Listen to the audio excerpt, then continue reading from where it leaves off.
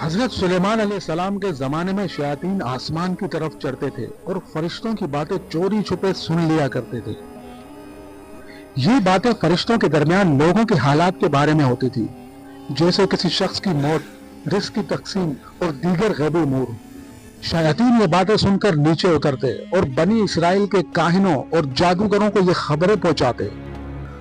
اس دور میں یہ بات مشہور ہو گئی کہ شیاطین غیب جانتے ہیں، اور بنی اسرائیل کے کاہن ان خبروں کو لوگوں میں پھیلاتے تھے، اور جو کچھ کہا جاتا بعینہ پورا ہو جاتا تھا۔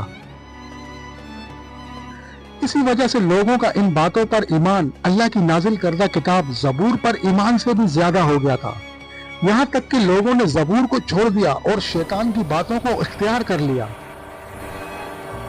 چنانچہ لوگوں نے شیاطین کی باتوں کو جمع کر کے کتابوں کی صورت دے دی، اور وہی کتابیں اس وقت اللہ کی کتاب زبور کی جگہ معتبر سمجھی جانے لگیں۔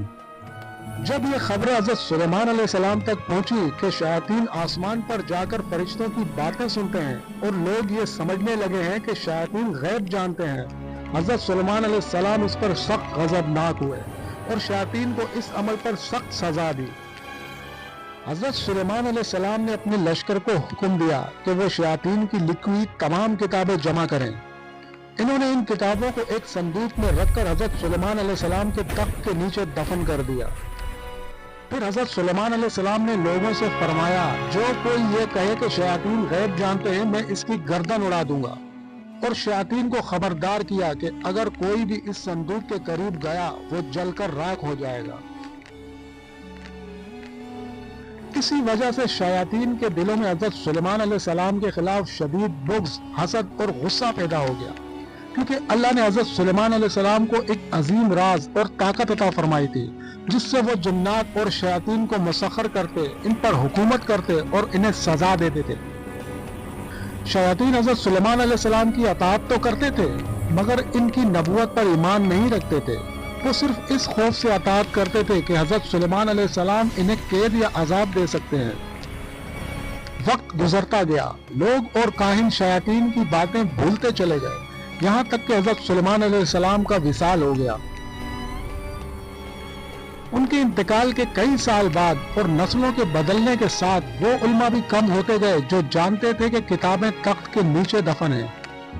ایک دن بنی اسرائیل کے ایک گروہ کے پاس ایک اجنبی شخص آیا، جو در حقیقت انسان کی شکل میں ایک شیطان تھا۔ اس نے لوگوں سے کہا، میرے پاس ایک عظیم خزانہ ہے، اگر تم اسے حاصل کر لو تو دنیا کے سب سے طاقتور لوگ بن جاؤ گے۔ بنی اسرائیل نے جواب دیا، یہ کیسا خزانہ ہے جس کی بات کر رہا ہے؟ شیطان مسکرایا اور بولا، سلیمان علیہ السلام نبی نہیں تھا بلکہ ایک جادوگر تھا، وہ جادو کے ذریعے تمہیں دھوکہ دیتا تھا اور اسے معجزہ بنا کر پیش کرتا تھا۔ لوگ اس کی باتیں غور سے سننے لگے اور پوچھا، وہ خزانہ کہاں ہے، ہمیں بتاؤ۔ شیطان نے کہا، حضرت سلیمان علیہ السلام کے تخت کے نیچے کھودو، وہاں ایک صندوق ملے گا۔ مسلمان بنی اسرائیل یہ سن کر غصے میں آ گئے اور بولے، خاموش رہو، سلیمان جادوگر نہیں تھے، وہ اللہ کے نبی تھے۔ کافروں اور مسلمانوں کے درمیان سخت جھگڑے ہوئے، مگر آخرکار بنی اسرائیل کی ایک بڑی تعداد نے اس شیطان کی بات مان لی۔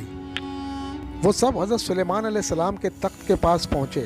شیطان خود پیچھے کھڑا رہا، کیونکہ وہ جانتا تھا کہ اگر وہ قریب گیا تو جل جائے گا۔ شیطان نے کہا، تم کھودو، میں یہیں کھڑا رہوں گا۔ جب انہوں نے کھودا تو واقعی ایک صندوق ملا۔ صندوق کھولا گیا تو اس میں بہت سی کتابیں تھیں۔ اس نسل کے لوگوں کو معلوم نہ تھا کہ حضرت سلیمان علیہ السلام نے شیطان کی لکھی ہوئی تمام جادو کی کتابیں دفن کی تھیں، جن میں شیاطین نے فرشتوں کی باتوں میں کفر اور جادو ملا دیا تھا۔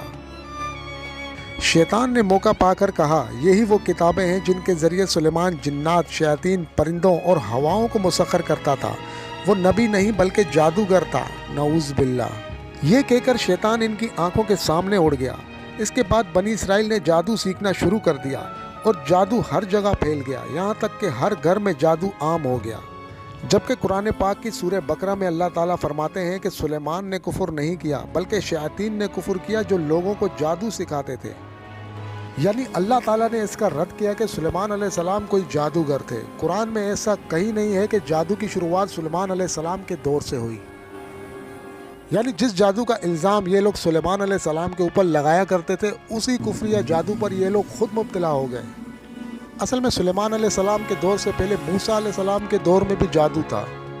اس دور میں بھی مصری جادو کرتے تھے اور مصری مذہب سارا تھا ہی سحر اور جادو۔ جیسا کہ فرعون اپنے دربار میں کہتا تھا کہ ہم جادوگروں کی اتباع کریں گے اگر یہ غالب آ جائیں۔ ناظرین، مصری مذہب کوئی ابراہیمی مذہب نہیں تھا، لہٰذا ان کا جادو سراسر کلمات شیطانی پر مشتمل تھا۔ اس کے علاوہ مصر میں مذہب کی اصل تعلیمات خفیہ رکھی جاتی تھیں۔ ابھی تک معلوم نہیں ہو سکا کہ اصل میں مصری دھرم تھا کیا۔ اس کی کھوج میں یونانی رہے اور آج تک مغربی محققین اس پر تحقیق ہی کر رہے ہیں، لیکن کسی متفقہ نتیجے پر نہیں پہنچے۔